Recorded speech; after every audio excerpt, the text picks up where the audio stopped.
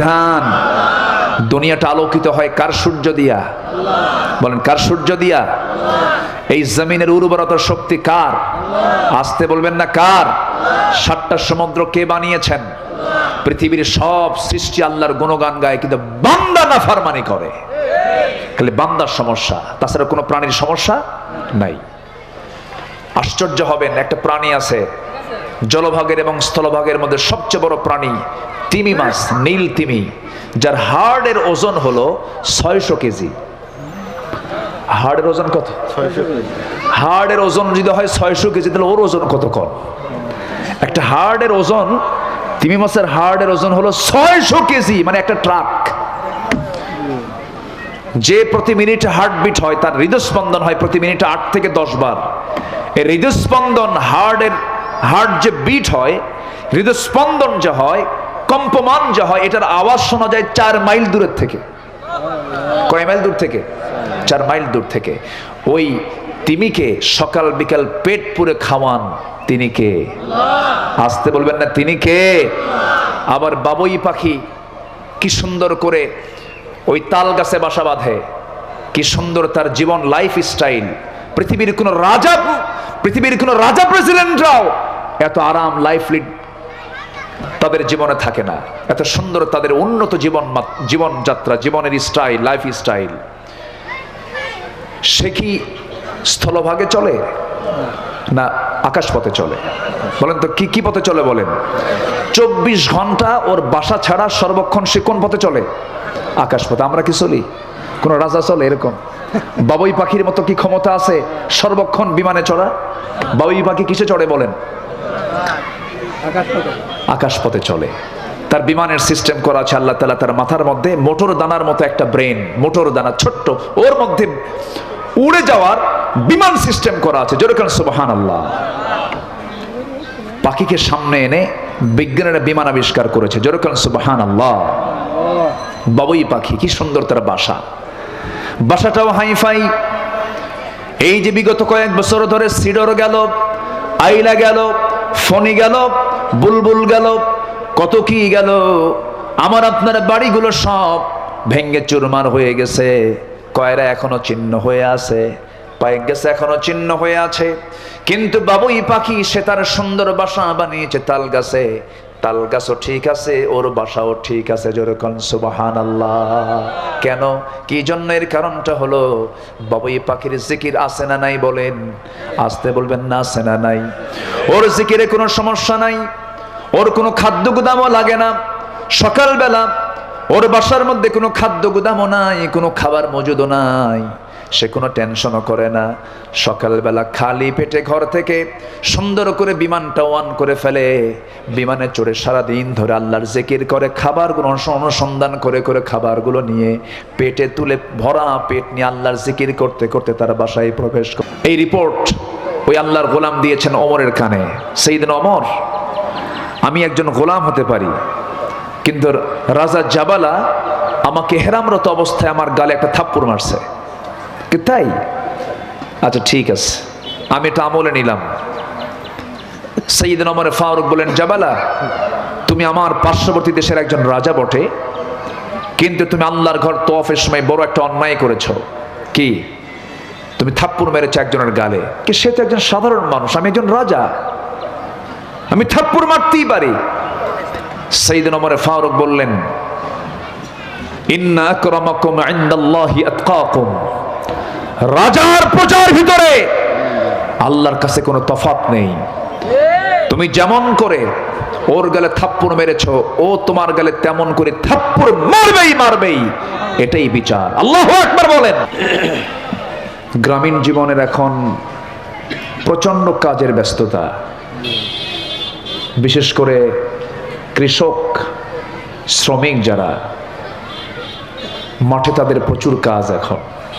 এই প্রতিকূল পরিবেশেও যারা আয়োজন করেছেন এবং যারা এসেছেন, আমি মনে করি এটি একটি বিশাল স্ট্রাগল, বিশাল সংগ্রাম, বিশাল জিহাদ, মুজাহাদা। যিনি এমন একটা আয়োজনে আমাকে আপনাকে আসার বসার তৌফিক দিলেন, সেই মহান জাল্লে শানহুর দরবারে আমরা সবাই লাখো কোটি সাজুদ শুকর আদায় করি, মুহাব্বাতান জোড়ালো কণ্ঠে বলে উঠছি আলহামদুলিল্লাহ। আবারও বলছি আলহামদুলিল্লাহ। চিৎকার মেরে বলছি আল্লাহুম্মা ইন্নী আসআলুকা আল হুদা ওয়াত তুকা ওয়াল আফাফা ওয়াল গিনা। সবাই বলি আল্লাহুম্মা লাকা আসলামতু ওয়া বিকা আমানতু ওয়া আলাইকা তাওয়াক্কালতু ওয়া ইলাইকা আনাবতু ওয়া বিকা খাসামতু। আমরা আল্লাহ তাআলার শুকর আদায় করে নিলাম।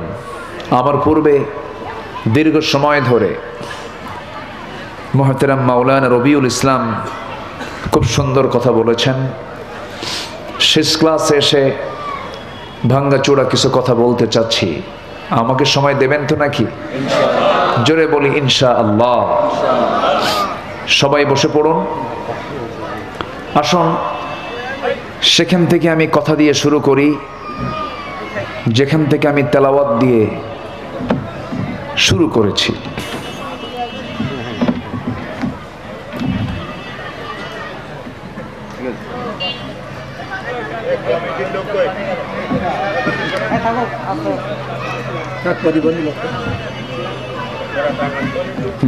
বসেন। সম্মানিত হাজিরিন, মহান রব্বুল আলামিন এই পৃথিবীতে প্রথম মানুষ যে পাঠিয়েছেন তিনি হচ্ছেন আমাদের সবার পিতা সাইয়্যিদানা আদম আলাইহিস সালাতু ওয়াস সালাম, এবং তার সাথে জীবন সঙ্গিনী করে পাঠানো হয়েছে আমাদের মা হাওয়া আলাইহিস সালাতু ওয়াস সালামকে।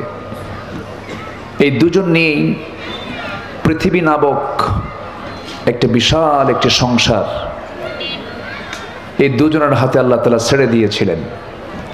আজকে সেই দুইজন থেকে গোটা পৃথিবীতে প্রেজেন্ট ওয়ার্ল্ড এখন 700 কোটি মানুষ।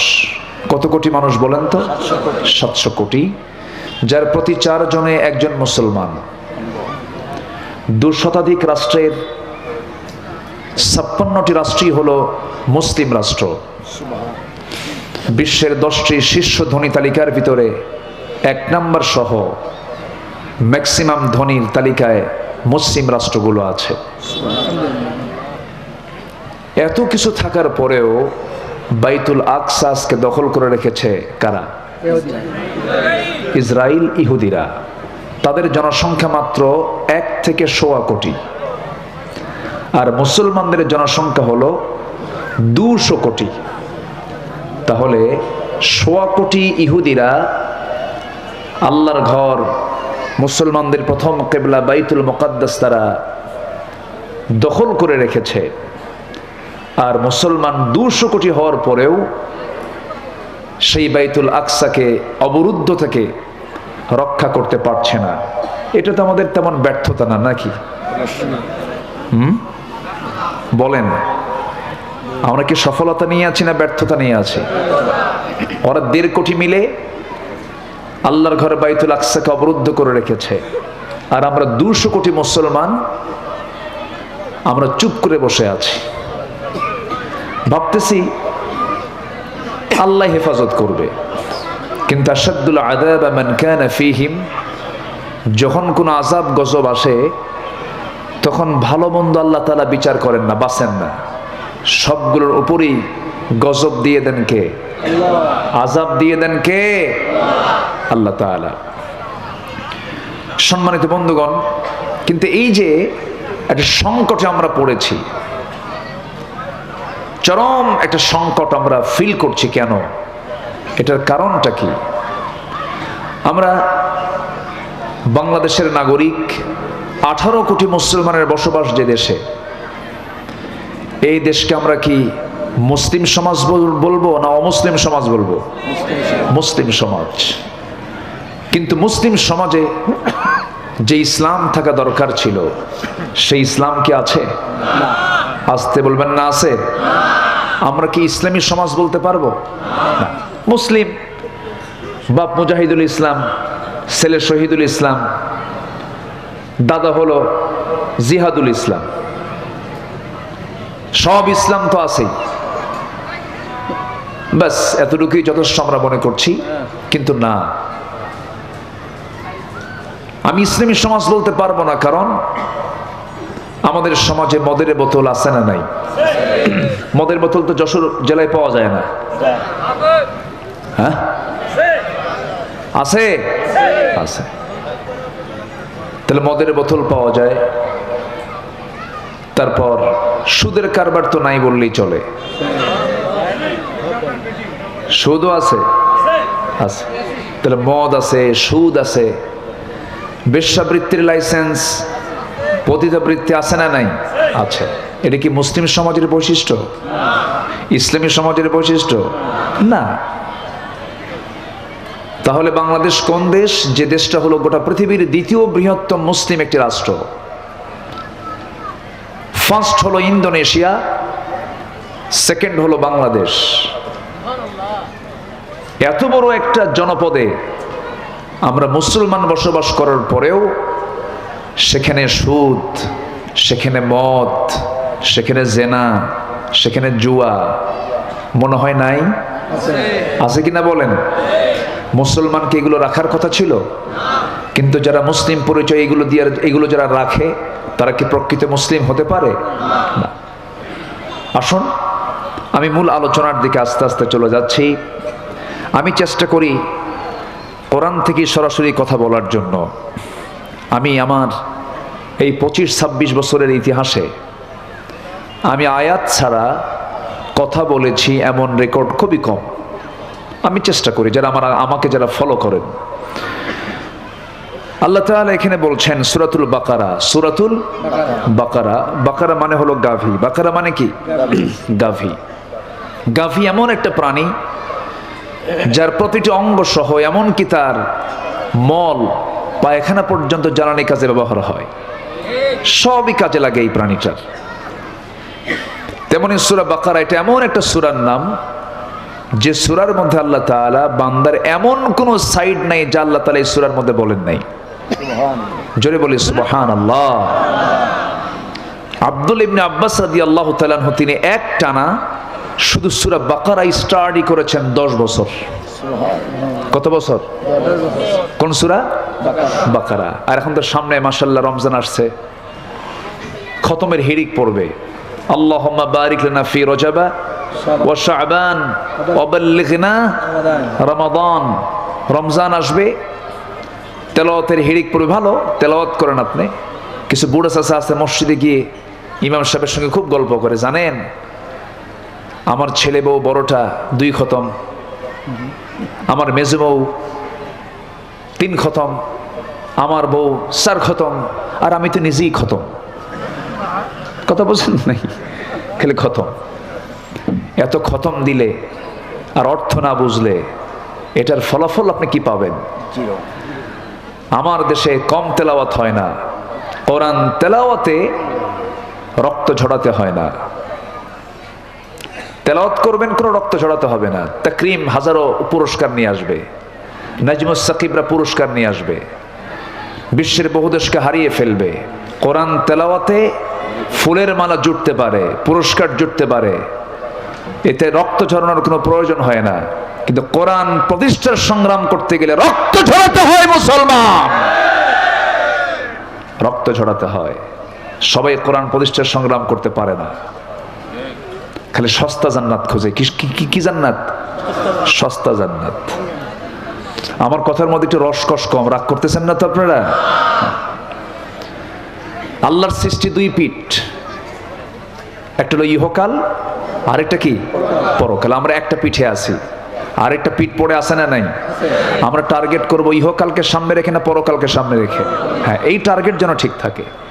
এই টার্গেট যদি ঠিক থাকে তাহলে সব ঠিক হয়ে যাবে।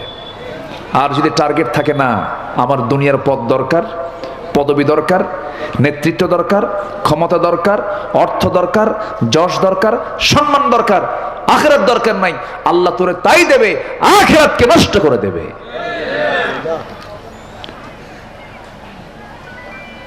আমল করার জন্য বেশি ওয়াজ লাগে না ভাই, সামান্য কথাই জান্নাত যাওয়ার জন্য যথেষ্ট। যেরকম সুবহানাল্লাহ। আমার বন্ধুগণ, আমরা মুসলিম সমাজ দাবি করতে পারি, আমরা মুসলমান বলতে পারি, কিন্তু ইসলামী সমাজ বলতে পারবো না। কারণ ইসলামী সমাজের বৈশিষ্ট্য হলো যে সমাজে ভালো কাজ করাগুলো সহজ হয়ে যাবে আর মন্দ কাজ করা জটিল হয়ে যাবে। কিন্তু দুঃখজনক হলেও সত্য, আমার দেশে ভালো কাজ করা সহজ না মন্দ কাজ করা সহজ? হারাম কাজগুলো করা সহজ। বিয়ে করতে গেলে বলে কাবিন কোথায়? জেনার কোনো কাবিন লাগে না, বিয়ে করতে কি লাগে? কাবিন লাগে। কাবিন খোঁজে। হ্যাঁ, বসেন, কে আসেন, সামনে আসেন, বসে পড়েন। সামনের কাতার পূরণ করুন, কাতার সোজা করুন, ঠিক আছে না? আচ্ছা, আমি কি আলোচনা চালাবো না ইনশাআল্লাহ? জি, জোরে বলি ইনশাআল্লাহ। আমার বন্ধুগণ, খারাপ কাজে কোনো বাধা নাই। ভালো কাজ করতে যাবেন, আপনার পরিবর্তন করে ছাড়বে তারা, আপনাকে খারাপ বানায়া ছাড়বে তারা, আপনাকে মন্দ কাজে উদ্বুদ্ধ করার জন্য বহু লোক আপনার সামনে ঘোরাফেরা করবে। হারাম কাজকে প্রমোট করার জন্য হাজারো সমস্ত মাধ্যমগুলো সমাজে আজকে উপস্থাপন করা হচ্ছে। আমার বন্ধুগণ, সামান্য আপনি বাইরে যাবেন, মুখে দাড়ি রাখলে পরে সন্দেহ করে এটা মনে হয় জঙ্গি। আমি কি ভুল বলতেছি? বোরকা পরলে বলা হয় এটা জঙ্গির পোশাক।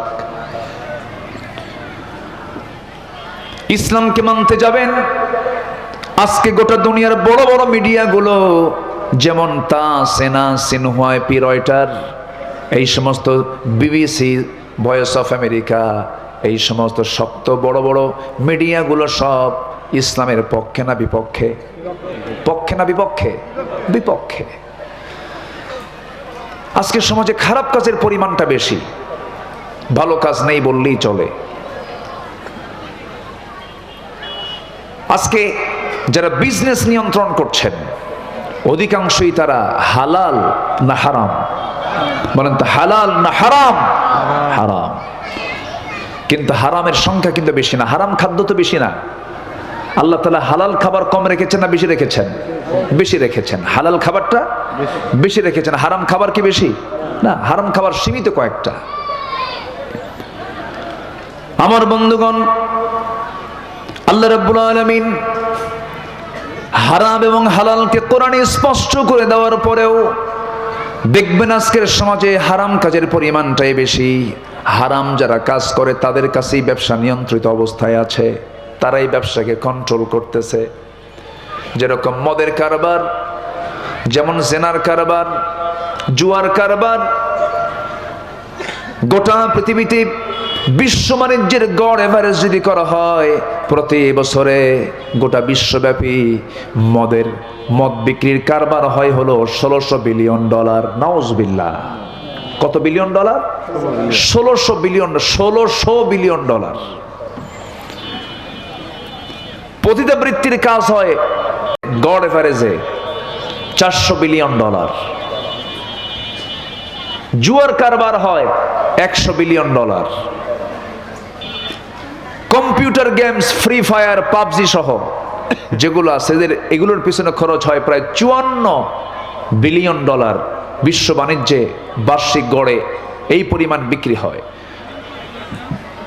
তাহলে বৈশ্বিক এই মাদক, এই মদ, জুয়া, পতিতা, ক্যাসিনো, এরপরে কি বলে কম্পিউটার গেমস, অবৈধ সোনা কারবারি, এই যে অপরাধগুলো হচ্ছে, এটার গড়ে প্রায় বছরে 2685 বিলিয়ন ডলার বিক্রি হয়, লেনদেন হয়। তাহলে এই সমস্ত কাজের সঙ্গে যারা জড়িত, তারা কি কখনো ভাবতেছেন তারা ইসলাম চাবে? না। আসতে বলে, তারা কি ইসলাম চায়? তারা কি কখনো ইসলাম চায়? ইসলাম চায় না। তাহলে যারা চায় না, তারা কখনো, যারা ইসলাম চায় তাদেরকে মহাব্বত করতে পারে? আপনারা চান না? আমার দেশে, আমাদের সমাজে এগুলো বন্ধ হোক, আমরা চাই না এগুলো? চাই কিনা বলেন? আপনি চাচ্ছেন বন্ধ হোক, কিন্তু ওরা চাচ্ছে কি চালু থাকুক। আমাদের ব্যবসা জমজমাট হোক।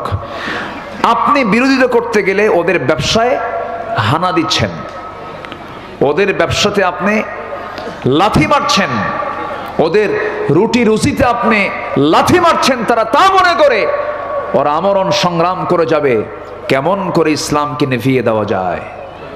আমার কথা কি বুঝে আসতেছে? এই জন্য আল্লাহ তাআলা এমনি বলেন নাই, এক জায়গায় বলছেন আল্লাহ রাব্বুল আলামিন বলেন, আল্লাযীনা আমানু ইউকাতিলুনা ফি সাবিলিত তাগুত والذين كفروا الذين آمنوا يقاتلون في سبيل الله والذين كفروا يقاتلون في سبيل الطاغوت। ইমানদার যারা তারা আল্লাহর পথে সংগ্রাম করে, আর যারা কাফির তারা তাগুতের পথে সংগ্রাম করে। এই তাগুতকে প্রতিষ্ঠার জন্য তারা আমরণ চেষ্টা চালায়। আমার বন্ধুগণ, এই দুনিয়াতে দুইটা সংগ্রাম, একটা হকের পক্ষে আরেকটা বাতিলের পক্ষে। এই দ্বন্দ্ব আদম থেকে শুরু করে নিয়া আমার রাসূল পর্যন্ত যত পয়গম্বর এসেছেন, আদমের সন্তান ছিল হাবিল এবং কাবিল। এই দুইটার মধ্যে যে মার্ডার হলো, ওই যে সূত্রপাত শুরু হলো, আজও পৃথিবীতে সেই দ্বন্দ্ব আছে না নাই? আসতে বলবেন না, আছে না নাই? আজও আছে। কেউ বৈধটা চায়, কেউ অবৈধটা চায়। কাবিল বলল আমি আমার বোনকে বিয়ে করব, হাবিল বলল না, এটা তো ইসলাম সম্মত নয়, শরীয়তে এটা জায়েজ নাই, হবে না। শেষ পর্যন্ত তার পথকে ক্লিয়ার করার জন্য নিজের ভাইকে পর্যন্ত সে খুন করে ফেলল। সম্মানিত ভাইয়েরা, সব কিন্তু আদম সন্তানই, কিছু অনুগত সন্তান, কিছু অবাধ্য সন্তান। অনুগতরা জান্নাত পাবে, অবাধ্যরা কোথায় যাবে? জাহান্নামে চলে যাবে। এখন আমার যে বক্তৃতার আজকে মূল উদ্দেশ্য সেটা হলো, আমরা হালাল ধরবো না হারাম ধরবো? আসতে বলবো, হালাল ধরবো না হারাম ধরবো? হালাল ধরবো। হালালকে ধরতে হবে, হারামকে বর্জন করতে হবে। আল্লাহ রাব্বুল আলামিন বলেন, ইন তাজতানিবু কাবাইরা মা তুনহাউনা আনহু নুকাফির আনকুম সাইয়্যাতিকুম ওয়া নুদখিলকুম মুদখালান কারীমা। বান্দা, তুমি যদি বড় বড় গুনাহগুলোকে ছেড়ে দাও, ছোট ছোট গুনার দিকে আমি আল্লাহ তাকাবো না। আমি তোমার সমস্ত গুনাহগুলো মাফ করে সম্মানজনক জান্নাত আমি তোমাকে দিয়ে দেব। জোরে বলি সুবহানাল্লাহ। সারা জীবন আমি নফল ইবাদত করলাম, নফল রোজা রাখলাম, নফল জিকির আজগার করলাম, সুরমা লাগালাম, আতর লাগালাম, জুব্বা পরলাম, মুখে দাড়িটা রাখলাম, সমস্ত কিছুই ঠিক আছে, সুরত সব কিছু ঠিক রেখেছি, আমলগুলো ঠিক রাখার চেষ্টা করেছি। কিন্তু জীবনভর বড় বড় যে কবিরা গুনাহগুলো আছে এগুলো করে গেছি। এমন বহু নামাজি আছে, নামাজও পড়ে, সুদের কারবারও করে, আছে না নাই? নামাজও করে, জুয়ার কারবারও করে, মদের ব্যবসা চালায়, ফ্যান্সি ডিলের কারবার করে, নামাজও পড়ে, সব করে। ওদের চিন্তা হলো আল্লাহ খুশি থাক, মাঝখান থেকে শয়তান বেজার হওয়ার কি দরকার? শয়তান বেজার হওয়ার কি দরকার? ওই চোরের মতো এক চোর ঈদুল আজহার আগে মসজিদে জুমার নামাজ পড়তে গেছে। তাহলে ঈদুল আজহার আগের জুমায় তো খতিব তো কোরবানি নিয়ে আলোচনা করেন, তো কোরবানির তাৎপর্য নিয়ে আলোচনা করার এক পর্যায়ে বলে ফেলতেছে, যদি কেউ কোরবানি করতে পারে আল্লাহর কাছে এটা সবচাইতে সওয়াবের কাজ। প্রত্যেকটা পশমে পশমে, পশুর পশমে পশমে তার নেকি। এরকম করে যখন ওয়াজটা দিছে, তো ওয়াজের আবেগে আত্মহারা হয়ে চোর ভাবলো, যেমন করি হোক আমাকে কোরবানি দিতেই হবে। করছে কি? চুরি করে গরু আনছে। কি করে? চুরি করে। তো চুরি করে গরু আনার সময়, ফজরের সময় সে মসজিদের সামনে দিয়ে গরু নিয়ে যায়। তো ইমাম দেখে ফেলছে, ফজরের নামাজ পড়বে ওযুখানায়, ঢুকতে নিয়ে দেখে সামনে দিয়ে কে যেন গরু নিয়ে যাচ্ছে। কে? এত রাতে গরু কার? হুজুর আপনার জন্যই তো। কেমন আমার জন্য? মানে গত জুম্মা আমি আপনার পিছনে ইক্তেদা করেছি, নামাজ পড়েছি। আপনি কোরবানির উপরে যে বয়ানটা দিয়েছেন, আমি তো অস্থির হয়ে গেছি। যেমন করি হোক আমাকে কোরবানি দিতেই হবে। হুজুর, গরুটা চুরি করে আনছি, কোরবানি দেব। ইমাম বলে, আমি কি তোমাকে চুরি করে কোরবানি দিতে বলছি? হুজুর, আমি তা জানি আপনি আমাকে এই কথা বলবেন, কিন্তু এত বড় সওয়াব থেকে কি আর মাহরুম হওয়া যায়? হ্যাঁ, আমি জানি আপনি আমাকে এটা বলবেন, এটা হারাম, এটা হবে না। আমিও জানি এটা ঠিক না, কিন্তু আমি একটা হিসাব করছি হুজুর। কি হিসাব? কি ইমাম সাহেব, আমি হিসাব করছি চুরি করার গুনাহ একটা, আর কুরবানি দেওয়ার সওয়াব হলো প্রত্যেক পশমে পশমে। তো মাঝখান থেকে ধরলাম, পশম পশম বাদে দিলাম, চুরি করার গুনাহ আর কুরবানি দেওয়ার সওয়াব, প্লাস মাইনাস মাইনাস। সওয়াব যদি না হয়, গোশত খাওয়া তো বোনাস। এরকম হিসাব কষা কিছু মুসলমান কিন্তু আমার দেশে আছে। আসতে বলবেন না, আছে না নাই? আপনি জনগণের টাকা মেরে খেয়ে, বনের সম্পত্তি বুঝায় না দিয়ে, প্রতিবেশীকে ঠকিয়ে, মিথ্যা মামলা, মিথ্যা সাক্ষী দিয়া আপনি পশ্চিম দিকে হজের জন্য যাবেন। আল্লাহর ঠেকা পড়ছে আপনার হজ কবুল করা। আসতে বলেন কেন? জোরে বলুন, ঠিক কিনা? এই জন্য প্রথম চ্যালেঞ্জ হলো আমাদের সওয়াবের আমল, সওয়াবের পাল্লা যদি একটু ভারী কমও হয়, গুনার পাল্লা যেন ভারী না হয়। গুনাহ থেকে বাঁচা হলো সবচাইতে বড় চ্যালেঞ্জ। বড় বড় গুনাহ থেকে আমাকে আপনাকে বাঁচতে হবে। এখন প্রশ্ন করতে পারেন, হুজুর বড় বড় গুনাহগুলো কি কি একটু আমাকে বলেন। আমার একটা লম্বা বক্তৃতা আছে, 100 কবিরা গুনাহ। কত বলেন তো, আমি আজকে শেষ করতে পারবো? হবে না। 100 কবিরা গুনার উপরে আমার এক ধারাবাহিকভাবে প্রায় 10টা লেকচার আমার আছে। তো আমার রাসূলকে এক সাহাবী বললেন, ইয়া রাসূলুল্লাহ, একটু আমাদেরকে কবিরা গুনাহ সম্পর্কে একটু বলুন। আমার নবীজি বললেন, আলা উনাব্বিউকুম বিআকবারিল কাবাইর, আমি কি তোমাদেরকে বড় বড় কবিরা গুনার কথা বলবো নাকি? রাসূল বললেন, যখন সাহাবায়ে কেরাম বললেন, ইয়া রাসূলুল্লাহ, আপনি বলুন। আমার রাসূল বললেন, নাম্বার 3টা হলো সবচেয়ে বড় কবিরা গুনাহ।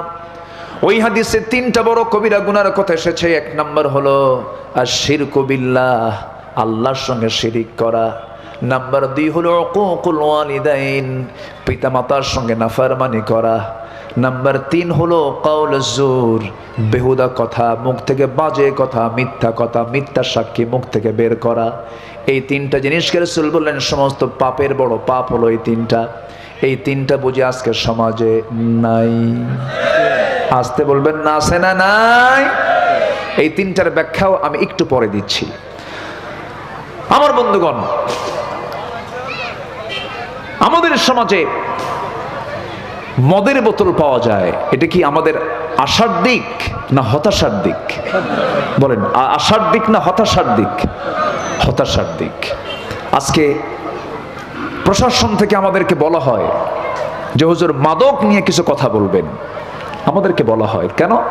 তারা বুঝতে পারতেছে এমনকি মাদকের উপর এখন যাবজ্জীবন কারাদণ্ড পর্যন্ত দেওয়া হচ্ছে মাদকের ভয়াবহতার কারণে। কেন? এটা এমন একটি পাপ, আখিরাতে তো তার শাস্তি আছেই, মাদকের ফলাফল দুনিয়াতে আছে না নয়? আছে।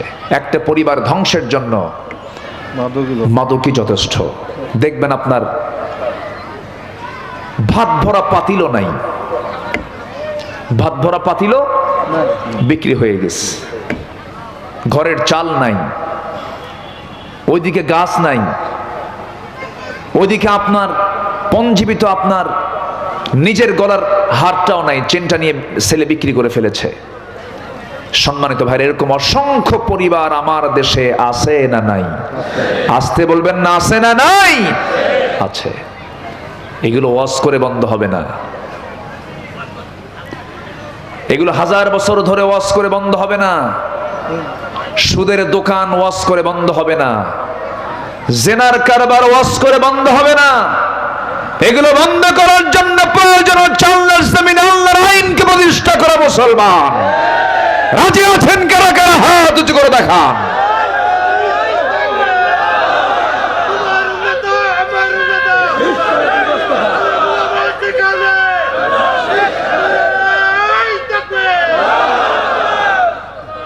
আল্লাহ তুমি সবার হাতকে কবুল করো, জোরে বলি আমিন, আরো জোরে আমিন। আমার রাসূল বলেছেন মদ হলো সমস্ত পাপের মা। সমস্ত পাপের মা কি? মদ। আল খামরু উম্মুল খাবাইস। যারা আলেম ওলামা আছেন, আল খামরু উম্মুল খাবাইস, মদ হচ্ছে সমস্ত পাপের মা। অথচ সেই পাপের যে মূল, এটাকে আমরা আজকে অ্যাভেলেবল করে দিয়েছি। 5 স্টার হোটেল চলার শর্তই হলো সেখানে মদের বোতল থাকতে হবে, সেখানে অবাধ যৌনাচার থাকতে হবে। নাইট ক্লাবে মদের বোতল কারা খায়? কোনদিন কোন নাইট ক্লাবে আপনারা কোন আলেমকে পাবেন না, হাফেজে কোরআনকে পাবেন না। নাইট ক্লাবে মাতাল হয়ে পড়ে থাকে তাই যারা এই সমস্ত কুখ্যাত হারাম জিনিসের আইন যারা পাশ করে, ঠিক কিনা?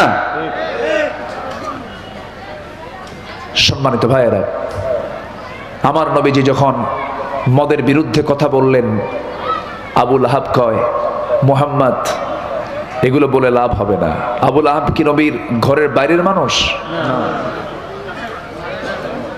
কি পরিবারের বাইরে না পরিবারের ভিতরে? আবু লাহাব কে নবীর কি চাচা? বাবার বড় ভাই। বাবার তাহলে মানে কি? এটা কম সমাপ্তিও নাকি বলেন? আমার নবী বলেন মদ চলবে না, আবু লাহাব কয় মদ চলবে। রাসূল বললেন জিনা চলবে না, আবু লাহাব কয় এগুলো চলবে। রাসূল বললেন জিনা চলবে না, মদ চলবে না, জুয়া চলবে না, সব চলবে। এখন বলেন টক্কর আছে না নাই? দ্বন্দ্ব আছে না নাই? হুমকি ধামকি আছে না নাই? আপনি মদের দোকান তালা মারবেন, আপনারে হালে ছেড়ে দিবে? আসতে কয় আপনাকে হালে ছেড়ে দেবে? ওরা ভাবতেছে এটা আমার রুটি রুজি, আমার রুটি রুজিতে তুই লাথি মারবি, আমিও দেখে নেব। কিন্তু আল্লাহ তাআলা বলছেন হারামকে কখনো সমর্থন করা যাবে না। আল্লাহ রাব্বুল আলামিন বলেন ইয়া আইয়ুহান নাসু কুলু ইয়া আইয়ুহান নাসু কুলু মিম্মা ফিল আরদি হালালান তাইয়্যিবা। হে মানব মণ্ডলী, তোমরা এই জমিনে যা কিছু খাবে হালাল এবং পবিত্র জিনিস খাবে, হারামের কাছে যাবে না। মদটা হলো নাপাক, মদ চূড়ান্ত নাপাক একটা পানীয়। মদের ফলাফল হলো সে সেন্সলেস হয়ে যায়, কোনটা মেয়ে কোনটা বউ সে চিহ্নিত করতে পারে না।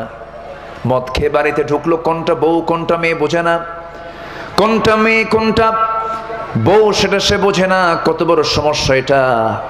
আমার বন্ধুগণ, অনেক মদারু নিজের মেয়ের সঙ্গে জেনা করেছে, এমন রেকর্ড আছে না নাই? আসতে বলবেন না, আছে না নাই? তার মধ্যে তো কোনো হিতাহিত জ্ঞান থাকে না। আমার নবীজি মদকে সমস্ত পাপের মা কেন বললেন? একটা এক্সাম্পল মনে পড়লো আমার। কোন এক বড় আল্লাহওয়ালা এক নগরে বসবাস করতেন। ওই নগরী একজন বড় আল্লাহর ওলির বসবাস, পাশাপাশি ওই নগরে একজন জঘন্য নারীর বসবাস ছিল, পতিতা নারীর বসবাস ছিল। পতিতা নারী মনে মনে চিন্তা করতেছে, জীবনে বহু পুরুষের জীবনকে নষ্ট করে দিয়েছি, এই আল্লাহওয়ালাকে একদিন ধরবো আমি, এই আল্লাহর ওলিকে আমি একদিন ধরে ফেলবো। এই চিন্তা মাথায় নিয়ে ফুসলা একদিন আল্লাহর ওলিকে ধরে ফেলেছে, ঘরের মধ্যে তুলে ছেড়েছে। ঘরের মধ্যে তুলে নিয়ে বলতেছে, শোনো আল্লাহর ওলি, এই নগরের বড় আল্লাহর ওলি, তুমি হয়তো আমাকে চেনো না, কিন্তু আমি তোমাকে চিনি। আমি তোমাকে আমার ঘরের মধ্যে ঢুকিয়ে ফেলেছি। আমি তোমার জন্য 3টা অপশন রেখে দিলাম। নাম্বার 1, এই যে মদের বোতলটা দিলাম। আমার দিকে তাকান, কষ্ট পাচ্ছেন নাকি আপনারা? এখানে কথা হয় কেন? কি সমস্যা? বসেন। হ্যাঁ, ও মেয়েদের হচ্ছে না, তাহলে লেডিস ফার্স্ট। হ্যাঁ হ্যাঁ, লেডিস ফার্স্ট। দেন দিয়ে দেন। আমি তো মেলাতে প্রচুর মানুষ দেখলাম, মেলা আছে না এই সাইডে, মেলা না কি বলে, দোকানপাট, প্রচুর মানুষ। হ্যাঁ, আবার ওইদিকে গদখালি নাকি কি কি শুরু হয়েছে নাকি শুনলাম। আচ্ছা, যা চলে চলুক, কিন্তু আমরা হারামের মধ্যে যাব না। রাজি আছেন তো? হারামকে আমরা সমর্থন করব না। জোরে বলি ইনশাআল্লাহ। আল্লাহর ওলি ওই চরিত্রহীনা নারীর ফিতনায় পড়ে গেলেন। তার সামনে তিনটা জিনিস অপশন রেখে দিল। নাম্বার 1 হলো মদের বোতল রেখে দিয়েছে, বলতেছে এই মদের বোতল থেকে তোমাকে মদ খেতে হবে, এটা যদি না চাও আমার সঙ্গে জেনা করতে হবে, এটাও যদি না চাও সামনে একটা শিশু আছে, এই শিশুকে তোমার হত্যা করতে হবে, তোমাকে মদ, জেনা অথবা তোমাকে খুন, এই তিনটার যে কোনো একটা তোমাকে বেছে নিতে হবে। আল্লাহর ওলি মনে মনে চিন্তা করে, অসম্ভব, খুন তো করাই যাবে না, মস্ত বড় অপরাধ এটা। জেনা তো করাই যাবে না, জেনা করলে তো ঈমান থাকে না, কিন্তু মদের বোতল এটাও হারাম কাজ, কিন্তু জেনা করব না, আমি খুনও করব না। মদের বোতল যখন পেয়েছে দেখে এক ঢোক মারি। এক ঢোক যখন মেরে দিয়েছে, ভাবতেছে এটা অল্প গুনাহ হবে, এখান থেকে আমি মুক্ত হয়ে যাব। নচিত ওই প্রতিদানারী বলতেছে, যদি তুমি একটা জিনিস যদি না গ্রহণ করো, আমি তোমার জন্য এমন একটা চিল্লান মারব, নগরীর সমস্ত লোক চলে আসবে, তোমার মান সম্মান ভুলণ্ঠিত হয়ে যাবে, তুমি ধ্বংস হয়ে যাবে। সঙ্গে সঙ্গে আল্লাহর ওলি মনে করলেন যে আমি মনে হয় মদ্যপানের মধ্য দিয়ে আমিও তো এখান থেকে নাজাত পেয়ে যাব। যখন ওই বেচারি যখন মদের বোতল থেকে যখন এক ঢোক মেরে দিয়েছে, এক ঢোক মারার সঙ্গে সঙ্গেই হুঁশ না বেহুশ, বেহুশ যখন হয়ে গেছে, যখন কেউ মাতাল হয়ে যায় তার জন্য জেনাটা কঠিন হয় না, সহজ হয়, সহজ হয়ে যায়। জেনাও হয়ে গেল, পাশে যার একটা ছোট্ট শিশু ছিল খুন হয়ে গেল। দেখেন, বাঁচার জন্য মদের বোতলটাকে হাতে নিলেন, কিন্তু পারলেন না। মদ যে সমস্ত পাপের মা, এই মদ্যপানের মধ্য দিয়েও জেনাও টেনে আনলো, খুনও টেনে আনলো। রাসূল বলেছেন, আল খামরু উম্মুল খাবাইস, মদ যে সমস্ত পাপের মা। আমার বন্ধুগণ, এই কথা বলার মূল উদ্দেশ্য হলো, এই মদের বোতল সমাজে রাখার দরকার না বন্ধ করার দরকার? রাখার দরকার না বন্ধ করা দরকার? বন্ধ হবে কি শুধু দোয়া দিয়া না আমার নবীর আদর্শ দিয়া? আমার নবী যে আদর্শিক পন্থায় এই সমস্ত অন্যায়গুলোকে বন্ধ করেছেন, ওই আদর্শকে লালন করতে হবে, ওই চেতনাকে লালন করতে হবে। আবু জেহেলরা শুধু নরম নরম সুরে ওরা মাথা নত করবে না। আবু জেহেলদের, আবুল হাবদের মোকাবেলা করার জন্য বদরের আদর্শ হাতে নিতে হবে, উহুদের আদর্শ লালন করতে হবে মুসলমান, ঠিক কিনা? এমনি এমনি ইসলাম আসেনি, এমনি এমনি দিন প্রতিষ্ঠা পায়নি। 14 জন সাহাবীর জীবন দিতে হয়েছে বদরে, 70 জন সাহাবীর জীবন দিতে হয়েছে উহুদে। একটা দেশ স্বাধীনের জন্য যদি 30 লক্ষ শহীদের প্রয়োজন হয়, দিন কায়েমের জন্য অবশ্যই রক্তের প্রয়োজন আছে না নাই? আসতে বলবেন না, আছে না নাই? আছে। আজকে জাতি এই দিকে ব্যস্ত না হইয়া ব্যস্ত হয়ে পড়তেছে হলো কি নিয়ে জানেন? এই যে ফেব্রুয়ারি, আজকে 11 তারিখ, 14ই ফেব্রুয়ারি, জাতি আজকে কোথায়? আজকে বাইতুল আকসা মুসলমানদের অবরুদ্ধ করে রেখেছে, অসংখ্য মুসলমানকে পাখির বাচ্চার মতো গুলি করে হত্যা করছে। আর মুসলমান ওদের পাতানো, ওদের দেওয়া দিবস 14ই ফেব্রুয়ারি পালন করে। লজ্জা শরম তো থাকা দরকার। মুসলমানদের এমন কোন দিবস আছে? আসতে বলে ভালোবাসা দিবস না, এমন কোন দিবস কি মুসলমানদের জীবনে আছে? নাই। আমি এটার নাম দিয়েছি আন্তর্জাতিক বেহায়া দিবস। এটার নাম কি? আন্তর্জাতিক বেহায়া দিবস। এগুলোর ধারে পাশে আমরা যাব না। জোরে বলি ইনশাআল্লাহ। ওই দিন ফুল বিক্রি হবে, একটা গোলাপ ফুল ঢাকার শাহবাগে বিক্রি হয় 400-500 টাকা পর্যন্ত। আলহামদুলিল্লাহ। কি করবেন বলেন? একটা কিছু বলতে হবে তো। এই হচ্ছে অবস্থা। তাহলে এগুলি কি নেকের কাজ না গুনার কাজ? বলেন, নেকের কাজ না গুনার কাজ? গুনার কাজ। মদের ব্যাপারে হালকা একটা ইঙ্গিত আপনাকে দিলাম, নেশা কি জিনিস একটু বললাম। আমার বন্ধুগণ, একটু কান লাগাবেন, মনোযোগ দিয়ে শুনবেন। আল্লাহ রাব্বুল আলামিন বলেন, বান্দা তুমি পাপ করবে, পাপ তোমাকে ঘেরাও করে ফেলবে। মহান রাব্বুল আলামিন বলছেন, বালা মান কাসাবা সাইয়্যাতান ওয়া আহাতাত বিহি খাতিআতুহু ফাউলাইকা আসহাবুন নার হুম ফিহা খালিদুন। বান্দা তুমি পাপ করবে, পাপ তোমাকে ঘেরাও করে ফেলবে, পাপ তোমাকে অক্টোপাসের মতো আটকিয়ে ফেলবে, জাহান্নামের বাসিন্দা হয়ে যাবে, চিরকাল সেখানে অবস্থান করবে। পাপকে তোমার ছেড়ে দিতে হবে, কোনো গুনার কাছে যাওয়া যাবে না। গুনাহ করেছি সঙ্গে সঙ্গে মাফ চেয়ে নেব, মাফ চাইলে আল্লাহ ক্ষমা করবেন। এ ওয়াদা কে করেছেন বলেন? উদউনি আস্তাজিব লাকুম। বান্দা তুমি আমাকে ডাক দেবে, আমি তোমার ডাকে অবশ্যই সাড়া দেব। বান্দা তুমি আমার জন্য 1 হাত আগাবি, আমি তোমার জন্য 10 হাত আগাবো। বান্দা তুমি আমার দিকে হেঁটে হেঁটে আসবে, আমি তোমার দিকে দৌড়ে দৌড়ে যাব। যেরকম সুবহানাল্লাহ। আমাকে মাফ করার জন্য কে আছেন? আসতে বলবেন না, কে আছেন? আল্লাহ আছেন। আল্লাহ আমাকে মাফ করবেন। কিন্তু যদি গুনাহ করে ফেলি, ঘন ঘন গুনাহ যদি হয়ে যায়, আল্লাহ বলছেন গুনাহ তোকে ঘেরাও করে ফেলে তোকে জাহান্নামের দিকে নিয়ে চলে যাবে। যখন কোনো বান্দা গুনাহ করে, তার মধ্যে 7টা নিন্দনীয় জিনিস চলে আসে। নাম্বার 1, যে গুনাহ করে সে নির্লজ্জ হয়। কি হয়? নির্লজ্জ, তার মধ্যে কোনো লজ্জা থাকে না। ইদা লাম তাস্তাহি ফাসনা মা শি'তা। যখন তোমার লজ্জা থাকবে না, তখন তুমি যা ইচ্ছা তাই করতে পারবে। দেখেন না মিথ্যা কথা কেমন করে বলে মানুষ। লজ্জা থাকলে কি মিথ্যা কথা বলে? আস্তে কয়, লজ্জা থাকলে কি মিথ্যা কথা বলে? যার লজ্জা নাই সে কি বলে? মিথ্যা কথা বলে। সম্মানিত ভাইয়েরা, আমরা চোখের সামনে দেখছি জাতির জন্য নেতৃত্ব যারা দিচ্ছেন, তারা জনগণকে কি দিতে পেরেছেন তার বড় প্রমাণ হলো নির্দিষ্ট দিনের কেন্দ্রে মাঠের উপস্থিতি। কেন্দ্রে কতগুলো মানুষ গেছে, কিছু কিছু কেন্দ্রে দেখা গেছে সেখানে মানুষ নাই, কি বসে আছে? আমি আর কিছু কইলাম না। সম্মানিত ভাইয়েরা, সম্মানিত বন্ধুগণ, মিথ্যা বলতে বলতে যদি কারো যদি মুখ যদি মুখস্থ হয়ে যায় মিথ্যা, ভাবতে হবে জাহান্নাম যাওয়ার জন্য একটা আমলই যথেষ্ট ছিল, হলো মিথ্যা কথা বলা। আমার দেশে যত শ্রেণী আছে এর মধ্যে কোন শ্রেণী বেশি মিথ্যা কথা বলে বলেন তো? কারা মিথ্যা কথা বেশি বলে বলেন? বলেন।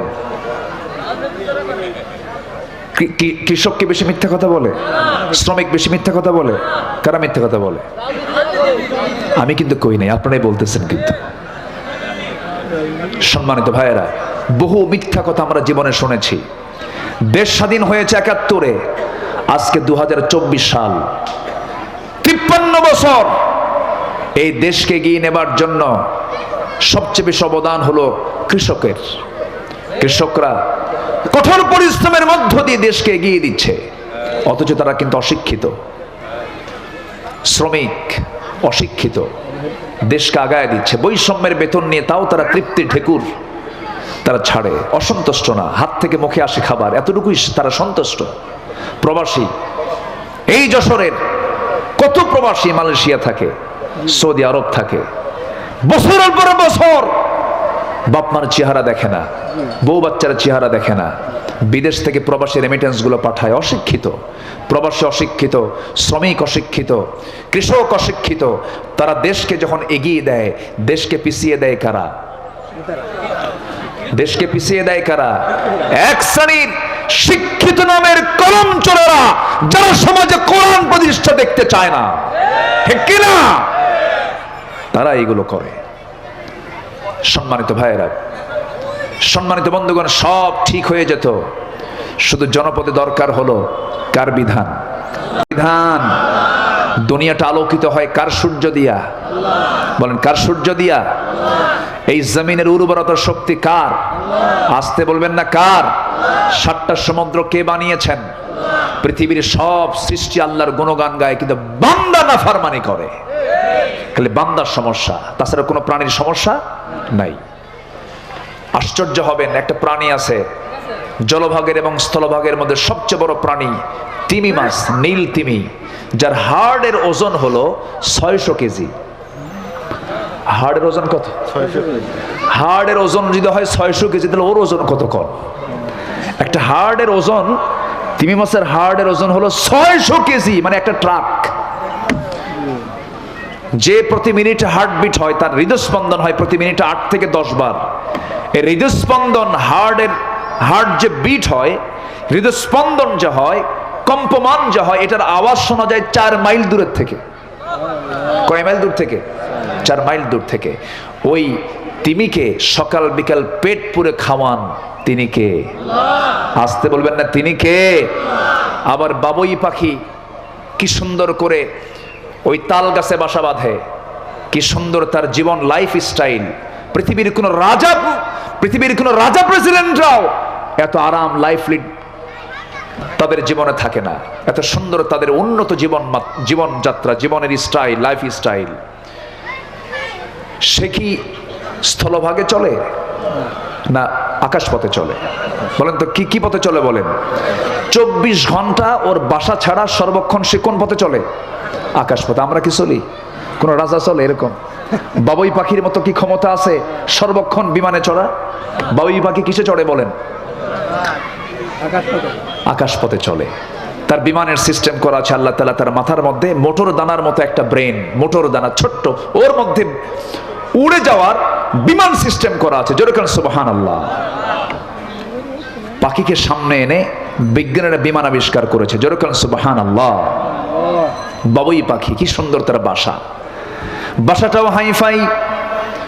এই যে বিগত কয়েক বছর ধরে সিডর গেল, আইলা গেল, ফণি গেল, বুলবুল গেল, কত কি গেল, আমার আপনার বাড়িগুলো সব ভেঙ্গে চুরমার হয়ে গেছে। কয়রা এখনো চিহ্ন হয়ে আছে, পায়েক গেছে এখনো চিহ্ন হয়ে আছে। কিন্তু বাবুই পাখি সে তার সুন্দর বাসা বানিয়েছে তাল গাছে। তাল গাছও ঠিক আছে, ওর বাসাও ঠিক আছে। জোরে কোন সুবহানাল্লাহ। কেন? কি জন্য? এর কারণটা হলো বাবুই পাখির জিকির আছে না নাই বলেন? আসতে বলবেন না, আছে না নাই? ওর জিকিরে কোনো সমস্যা নাই, ওর কোনো খাদ্য গুদামও লাগে না। সকালবেলা ওর বাসার মধ্যে কোনো খাদ্য গুদামও নাই, কোনো খাবার মজুদও নাই, সে কোনো টেনশনও করে না। সকালবেলা খালি পেটে ঘর থেকে সুন্দর করে বিমানটা অন করে ফেলে, বিমানে চড়ে সারাদিন ধরে আল্লাহর জিকির করে, খাবারগুলো অনুসন্ধান করে করে খাবারগুলো নিয়ে পেটে তুলে, ভরা পেট নিয়ে আল্লাহর জিকির করতে করতে তার বাসায় প্রবেশ করে। যেরকম সুবহানাল্লাহ। কোনো প্রাণীর মধ্যে গন্ডগোল নাই, জলভাগে গন্ডগোল নাই, স্থলভাগে মানুষ ছাড়া কোনো প্রাণীর মধ্যে গন্ডগোল নাই। কিন্তু মানুষের মধ্যে গন্ডগোল কেন? খাদ্যের সমস্যা, নেতৃত্বের সমস্যা, কত কি সমস্যা। এই সমস্যার জন্য সবচাইতে বড় কারণ হলো সম্পদের অভাব না বন্টনের অভাব? বলেন কিসের অভাব? সম্পদের অভাব না বন্টনের অভাব? বন্টনের অভাব। আমার বন্ধুগণ, আমি আপনি কেউ থাকবো না, দুনিয়া থেকে বিদায় নিয়ে নেব। সবচেয়ে বড় একটা অর্জন আমরা করব, সেটা হলো পাপকে আমরা ছেড়ে দেব। কারণ পাপ করলে আমাকে 7টা নিন্দনীয় জিনিস আমার মধ্যে চলে আসবে। নাম্বার 1, যে বান্দা পাপ করবে সে নির্লজ্জ হয়ে যাবে। নাম্বার 2 হলো তার সৌন্দর্য নষ্ট হয়ে যাবে। নাম্বার 3 সে রোগাক্রান্ত হয়ে পড়বে। নাম্বার 4 তার রিজিক বরকত শূন্য হয়ে যাবে। নাম্বার 5 সবাই তাকে ঘৃণা করবে, সামনে পেলে ভয়ে ভয়ে সালাম দেবে, আর মনে মনে বলবে চান্স পাইলে খাইয়া ফেলাম। কি কথা বুঝেন নাই? এরকম লোক আছে না নাই? বলেন তো, আছে না নাই? নাম্বার 6 হলো অন্তরটা তার কালো হয়ে যাবে, ভালো ভালো মানুষগুলোকে ধরে এনে মেরে ফেলবে, হত্যা করবে, তার অন্তরে কোনো রেখাপাত করবে না, কোনো কষ্ট হবে না। নাম্বার 7 হলো ওই বান্দার দোয়া কখনো কবুল হবে না। এই জন্য পাপের কাজের দিকে আমরা যাব না। জোরে বলি ইনশাআল্লাহ, আরো জোরে বলি ইনশাআল্লাহ। আমার বন্ধুগণ, পাপ যে হবে না তা নয়, পাপ তো হতেই পারে। কোন বান্দার জীবনে পাপ নেই? পাপ তো হতেই পারে, কিন্তু পাপ করার পরে যে বান্দার চোখের পানি বের হয়, আল্লাহর সেজদায় পড়ে আল্লাহকে বারবার বলে, আল্লাহ আমি তো আসামি তোমার কাছে, আল্লাহ তুমি আমারে মাফ করে দাও।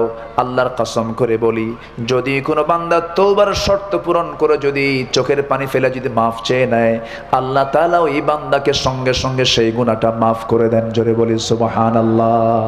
মাফ চাইবো কার কাছে? আসতে বলবেন না, কার কাছে? আখিরাত আছে না নাই? আসতে বলবেন না, আখিরাত আছে না নাই? আখিরাতের কাজটা দুনিয়াতেই করে যেতে হবে আমার ভাইয়েরা। আল্লাহ রাব্বুল আলামিন প্রথম বললেন, তোমরা জাহান্নামের স্থায়ী বাসিন্দা হয়ে যাবে যদি বড় বড় পাপ করে দুনিয়া থেকে বিদায় নিয়ে নাও।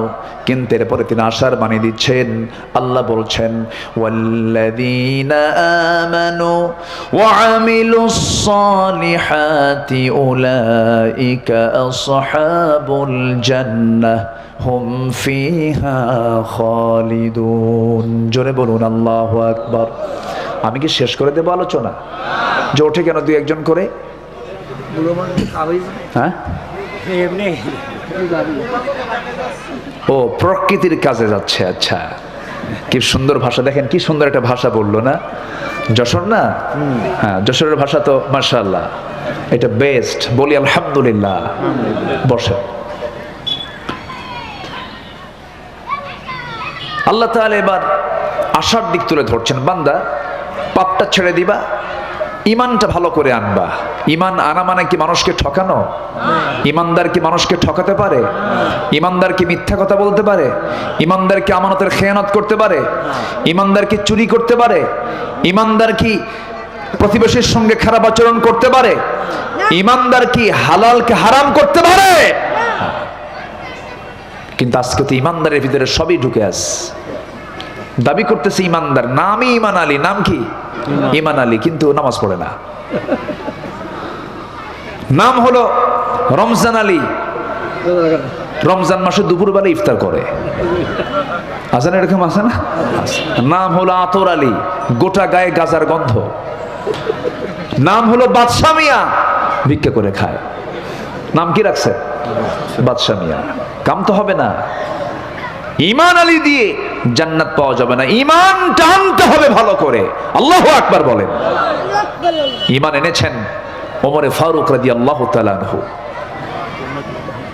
ইমান এনেছেন সাইয়েদনা আবু বকর সিদ্দিক রাদিয়াল্লাহু তাআলা আনহু। কি ইমান তারা এনেছেন, কি ইমান তারা এনেছেন, কি জীবন তারা গড়েছেন। আইনটাকে আইনের জায়গায় রেখেছেন, নিজের বিরুদ্ধে রায় চলে গেছে মাথা পেতে মেনে নিয়েছেন। আইন সবার জন্য কি? আসতে বলে আইন সবার জন্য কি? সমান। এটা ইসলাম বলে দিয়েছে। কিন্তু আমার দেশ সহ গোটা পৃথিবীর অধিকাংশ জায়গায় কি আইন সবার জন্য সমান? আইন সবার জন্য সমান না। ক্ষমতা যার, আইন তার। জোর যার, মুল্লুক তার। এটা কি ইসলাম অনুমোদন করে? না। সাইয়েদনা ওমর ফারুকের কথা আমার মনে হলো। দেখেন, তিনি নিজে একটা ঘোড়া কিনেছেন। কি কিনেছেন? ঘোড়া। ঘোড়াওয়ালার কাছ থেকে ঘোড়া কিনে সেই ঘোড়াটা নিয়ে উনি চলে যাচ্ছেন বাড়ির দিকে। লেনদেন হয়ে গেছে। আল্লাহু আকবার। কি মানুষ ছিলেন তারা, দেখেন ইমান কাকে বলে। দেখেন তো, ঘোড়াটা কিনে উনি টাকা লেনদেন করে চলে যাচ্ছেন।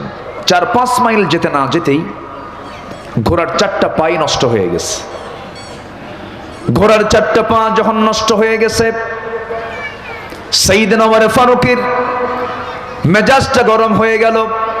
নতুন ঘোড়ার টাকা দিয়ে কিনলাম, ঘোড়াটা নষ্ট হয়ে গেল। অকেজো ঘোড়া, অসুস্থ ঘোড়া আমাকে দিয়েছে মনে হয়। ঘোড়াওয়ালার কাছে গিয়ে বললেন, ঘোড়াওয়ালা তোমার এই ঘোড়াটা তুমি নিয়ে নাও, আমাকে টাকাটা ফেরত দিয়ে দাও। ঘোড়াওয়ালা বলে, আমি তো আপনাকে অসুস্থ ঘোড়া দেই নাই, আমি আপনাকে সুস্থ ঘোড়া দিয়েছি। সাইয়েদনা ওমর ফারুক বললেন, শোনো, আমি এত কিছু বুঝবো না, কিছুক্ষণ আগে তোমার সঙ্গে লেনদেন হলো, ঘোড়ার সম্পর্কে তুমি ভালো জানো, আমি ঘোড়া নেব না। ঘোড়াওয়ালা বলতেছে, আমিরুল মুমিনিন, আমি সামান্য ঘোড়াওয়ালা, আপনি খলিফাতুল মুসলিমিন, কিন্তু এই বিচারের ক্ষেত্রে আমি আপনার কথাও মানব না, আমার কথা আপনার মানার দরকার নাই, চলুন আমরা আদালতে যাই। কোথায় যাই? আদালতে যাই। কে বলে? কে বলে? ঘোড়াওয়ালা। কাকে বলতেছে? অর্ধ দুনিয়ার শাসককে বলতেছেন। সাইয়েদনা ওমর ফারুক বললেন, ঠিক আছে চলো, তুমি যখন আমার বিরুদ্ধে বাদী হলে, আমার বিরুদ্ধে যখন মামলা দেবে, চলো আদালতেই যাই, আদালতে যা বলবে এটাই ফয়সালা হবে। চলে গেছেন আদালতে। আদালতে যাওয়ার সঙ্গে সঙ্গে বিচারপতির সামনে দাঁড়ায় গেছে।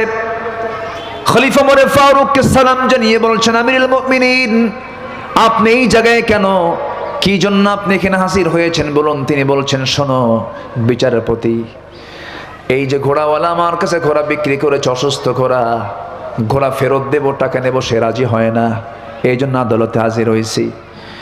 এবার তিনি বলছেন, আমিরুল মুমিনিন, আপনার কথা শুধু শুনে তো রায় দেওয়া যাবে না, ঘোড়াওয়ালার মুখ থেকে কতগুলো শুনতে হবে। ঘোড়াওয়ালার মুখ থেকেও তিনি কথা শুনলেন। দুপক্ষের কথা শুনে বিচারপতির আসনে বিচারপতি বসে কাজী শুরাই ইবনুল হারিস বলছেন, সাইয়েদনা ওমর ফারুক রাদিয়াল্লাহু তাআলা আনহু, আপনার নাম শুনলে রোম পারস্য থরথর করে কাঁপে। আপনি হচ্ছেন অর্ধ দুনিয়ার শাসনকর্তা। রাসূল বলেছেন, আমার পরে যদি নবুয়তের সিলসিলা যদি জারি থাকতো, আমার পরে নবী হতো লাকানা ওমর। আপনার সম্মান, আপনার মর্যাদা অনেক বেশি, এটা আমি বিশ্বাস করি। কিন্তু আপনি আমার কাছে আজকে যে বিচার নিয়ে এসেছেন, আজকের বিচারের রায়ে আপনার পক্ষে যাবে না, আজকে বিচারের রায়টা আজকে ঘোড়াওয়ালার পক্ষে চলে যাবে। একটু জোরে বলে সুবহানাল্লাহ। কার পক্ষে যাবে? ঘোড়াওয়ালার পক্ষে যাবে। সাইয়েদনা ওমর ফারুক কিছুই বললেন না, বললেন, ঠিক আছে, একটু আমাকে বুঝায় দেন। বিচারপতি বুঝায় দিচ্ছেন, আমিরুল মুমিনিন, আপনি আমার সামনে বসে বসে কথা বলতেছেন, এখন 5 মিনিট পর 10 মিনিট পর আপনি সুস্থ থেকে আমার সঙ্গে কথা বলতে পারবেন, তার গ্যারান্টি কি? সুস্থ মানুষ যে কোনো সময় অসুস্থ হতে পারে, প্রাণ আছে যার, মৃত্যু আছে তার, যে কোনো মুহূর্তে একটা মানুষ অসুস্থ হতে পারে। যেমন আপনি ঘোড়া যখন কিনেছেন, লেনদেন ক্লিয়ার হয়ে গেছে, কেনা বেচা কমপ্লিট হয়ে গেছে, আপনার মালিকানায় যখন ঘোড়া চলে আসছে, আপনার মালিকানায় থাকা অবস্থায় ঘোড়া অচল হয়ে গেছে, অসুস্থ হয়ে গেছে, এটার দায় আপনি ঘোড়াওয়ালাকে দিতে পারবেন না, আপনাকে এটা লাভ লস মেনে নিয়ে আপনাকে এটা গ্রহণ করতে হবে। সাইয়েদনা ওমর ফারুক কোনো কথা বললেন না, আস্তে করে সেই জায়গা থেকে হাসতে হাসতে চলে গেলেন, নিজের বাড়িতে চলে গেলেন। পরের দিন মজলিসে শুরার সদস্য, সমস্ত মন্ত্রী পরিষদ বৈঠকে তিনি বসে গেলেন।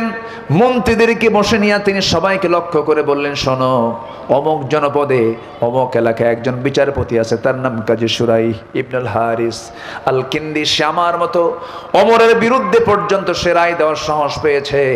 সে কোনো ব্যক্তিকে না দেখে বিচার, সে কোনো ব্যক্তিকে দেখে বিচার করে না, ব্যক্তিকে না দেখে বিচার করে, সঠিক বিচার করে। আমার বিরুদ্ধে যে বিচারপতি বিচার করার সাহস পায়, ওকে আঞ্চলিক বিচারপতি না বানায় তাকে সেন্ট্রাল বিচারপতি বানায় দাও। জোরে বলেন সুবহানাল্লাহ। আইন সবার জন্য, আইন সবার জন্য। তাহলে ওমরের আদালতে, ওমরের শাসন আমলে শাসকের বিরুদ্ধে রায় গেলে সেই বিচারের প্রতি প্রমোশন হতো। আর আজকের দুনিয়ায় শাসকের বিরুদ্ধে রায় গেলে তাকে পাগলা বানায়া দেশ থেকে হিজরত করে আসবে। এতটুকুই তফাৎ। আমার দেশে এখন চলে হক কথা না তেল মারা কথা, হক কথা না তেল মারা কথা, তেল মারা কথা। আর শুধু গান আর বাজনা। সংসদে 15 বছর যত গান শুনছে জাতি, সংসদে যে বেশি গান গাইছে, ওর গান গাওয়া বেশি হওয়ার কারণে এবার আর চান্স পায় নাই। ফাটাইছে বহু, এখন তুই বাইরে ফাটা। এও কয় ঠিক, হ্যাঁ, ও কইছে ঝকে, তাই না? বুঝুক আর না বুঝুক, সমস্যা নেই। আজান হয়ে গেছে আরো 10-15 মিনিট আগে। আমি এসেছি এখানে অনেক আগে, কিন্তু আমি বুঝি না লোকজন আসতে একটু দেরি করে কেন। জুমার আজান হয় 12:15, 12:30, আর মুসল্লি হাজির হয় 1:29 29 সেকেন্ডে। এটা উচিত না। মাহফিলে একটু আগে ভাগে আসলে আমরাও আগে ভাগে উঠতে পারি। আবার দেখেন মাহফিলে অনেকের যিনি সবার শেষে আসছেন, তিনি কি আলোচনা কিছু বুঝবেন?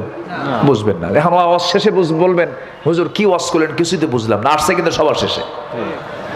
সম্মানিত ভাইয়েরা, যে যেখানে আছি আমরা কেউ উঠবো না। আমি এমন হুজুর না যে নামাজ পড়বো না। আমরা সবাই নামাজ পড়বো, জোরে বলি ইনশাআল্লাহ। এখানে জামাত হবে, নামাজ হবে, কেউ যাবেন না। আমাদের শেষ কাজ হবে হলো দোয়া। আমরা দোয়ার আগে আমরা এখান থেকে উঠবো না, জোরে বলি ইনশাআল্লাহ। একটু আমার দিকে তাকান। সম্মানিত বন্ধুগণ, সাইয়েদনা ওমর ফারুকের কথা বলছিলাম। তিনি যখন খলিফাতুল মুসলিমিন, পার্শ্ববর্তী দেশের এক রাজা, জাবালা নামে এক রাজা, সে ওমরা করতে আসছে। কি করতে আসছে? ওমরা। ওমরার পোশাক হলো দুইটা পোশাক, একটা হলো গায়ে, আরেকটা হলো অঙ্গে। জাস্ট নাভি থেকে একদম মানে গিরার উপর পর্যন্ত সেলাইবিহীন একটা কাপড়, আর গায়ে একটা কাপড়, এই দুটা কাপড় পরতে হয়।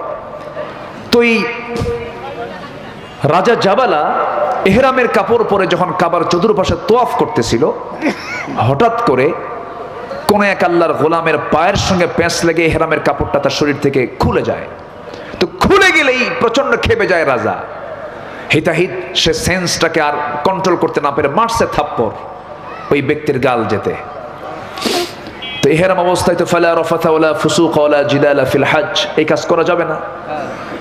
এই রিপোর্ট ওই আল্লাহর গোলাম দিয়েছেন ওমরের কানে। সাইয়েদনা ওমর, আমি একজন গোলাম হতে পারি, কিন্তু রাজা জাবালা আমাকে ইহরামরত অবস্থায় আমার গালে একটা থাপ্পড় মারছে। কি তাই? আচ্ছা ঠিক আছে, আমি এটা আমলে নিলাম।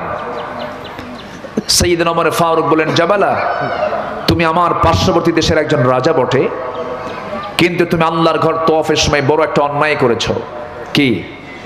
তুমি থাপ্পড় মেরেছো একজনের গালে। কি? সে তো একজন সাধারণ মানুষ, আমি একজন রাজা, আমি থাপ্পড় মারতেই পারি। সাইয়েদনা ওমর ফারুক বললেন, ইন্না আকরামাকুম ইনদাল্লাহি আতকাকুম। রাজার প্রজার ভিতরে আল্লাহর কাছে কোনো তফাৎ নেই। তুমি যেমন করে ওর গালে থাপ্পড় মেরেছো, ও তোমার গালে তেমন করে থাপ্পড় মারবেই মারবেই। এটাই বিচার। আল্লাহু আকবার বলেন। এটাই বিচার। এটার নাম ইসলাম। এটার নাম কি বলেন? ইসলাম। এটার নাম হচ্ছে ঈমান। এটার নাম কি বলেন? ঈমান। ইসলাম এমনি এমনি আসে নাই, আগে গুণ অর্জন করতে হবে। সেই গুণ আমরা অর্জন করব, জোরে বলি ইনশাআল্লাহ। নামাজ পড়বো কয় ওয়াক্ত? নামাজ পড়বো কয় ওয়াক্ত?